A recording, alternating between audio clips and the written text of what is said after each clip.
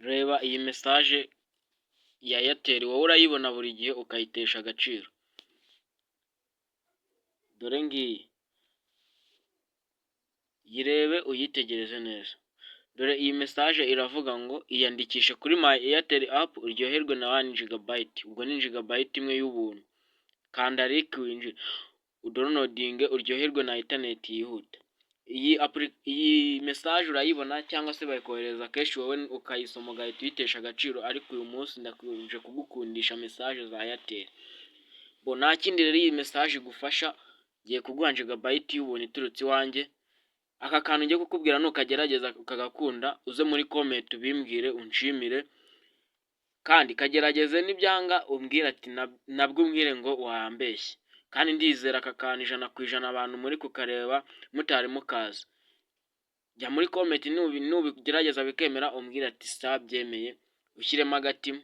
Nusanga atari byo nawe umbwira ati umbwire telefone ukoresha, ariko nzi ko kuri telefone yose byemera. Bo nta kindi uzakora rero, reka ngiye nkore back gake yasubire muri app zanjye. Wowe ikintu urakenera ni application ya Airtel, My Airtel app. Ngiyi ndizera niba utayifite muri telefone yawe nta kindi uri bukore, uraza muri Play Store cyangwa App Store bitewe na telefone ukoresha. Uzayifungura, ukimara kuyifungura uzategereza gake,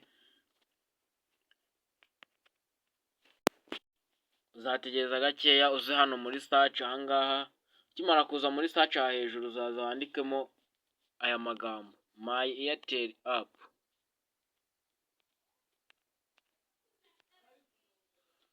My Airtel app, dore ngiyi izahita iza ahangaha ku mwanya wa mbere. Ngiyi uku niko uzabyandika.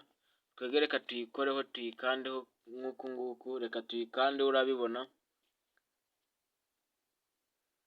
Tukimara kuyikandaho bizarodinga, uzabona izindi nyinshi izayihorera. Twebwe iyo dukeneye gukoresha ni iyi ngiyi.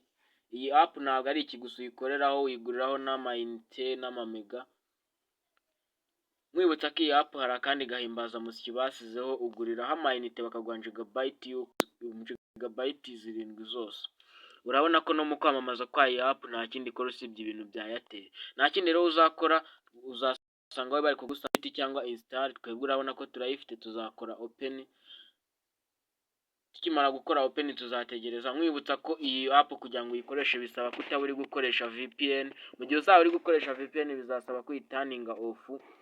Urebe umuntu ugukonegita cyangwa wemera ugura utumega dukeya kugira ngo ukoreshe ubone iyi gigabyte. Uzahitamo ururimi ukoresha, reka twebwe dukoresha Ikinyarwanda kugira ngo batwumve neza. Reka dukwitemo Ikinyarwanda kugira ngo ubibone neza 5/5. Tuzakanda continue. Tukimara gukanda continue tuzakanda handitse get started, uzahabona. Ukimara kuhakanda uzategereza witonze, urabibona uzategereza gakeya.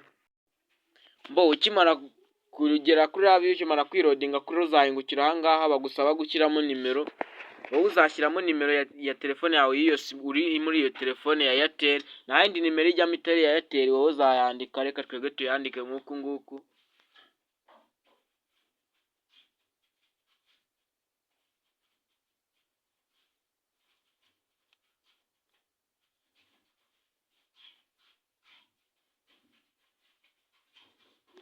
Tuzayandika twitonze, ureba ko ariyo neza kugira ngo gigabyte yawe batayiha undi muntu.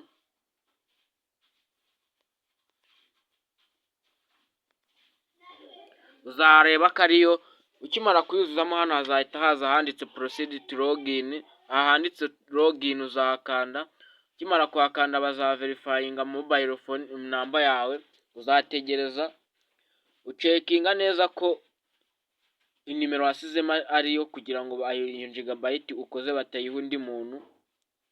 Uzategereza gakeya witonze, mwibutsa ko aka kantu nakubwiye ko nigakunda uraza ukabimbwira muri comment, ugashyiramo agatima cyangwa ugashyiramo ikiganza kimbwira kiti komera.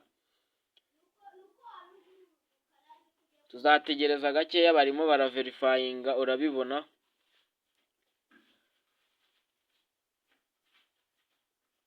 Iki gikorwa gikomeza iyo utari gukoresha VPN.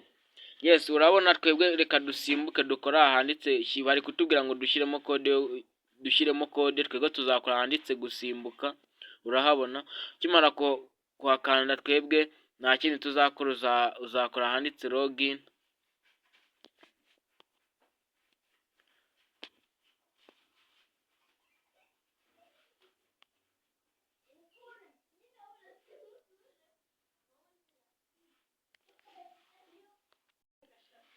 Yes, ndizera ubibona neza, aha ni muri Airtel.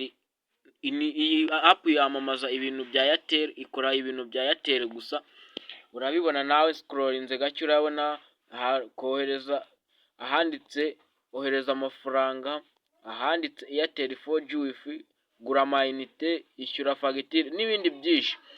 Uguriraho amayinite hano bakaguha gigabyte 7 cyangwa se ukohereza amafaranga ukoresheje iyi app bakaguha gigabyte 7. Ubu ndizera iyi gigabyte yamaze kugeraho kuri telefone yacu. Reka turebe koko niba ari byo aya ngaya iyi gigabyte yageze kuri app yacu. Kugira ngo ducekinge ko iyi gigabyte yagiyeho koko, nta kindi tuzakora, tuzaza aha ngaha. Ariko nkwibutsa kambanze ngusobanurire iyi app, iyo uyikoresha binyuranyije n'amategeko urahana. Gusa iyi app ni nziza, ngewe yambereye nziza. Niba nawe kubereye nziza, bwira ati byiza cyane, kandi umbwire n'ikindi nagukorera cyangwa se cyaba inyunganizi muri iyi video. Umbwire ati ahangaha rwose byagenze utya. Reka dukore check out rero turebe niba koko iyi gigabyte yagezeho.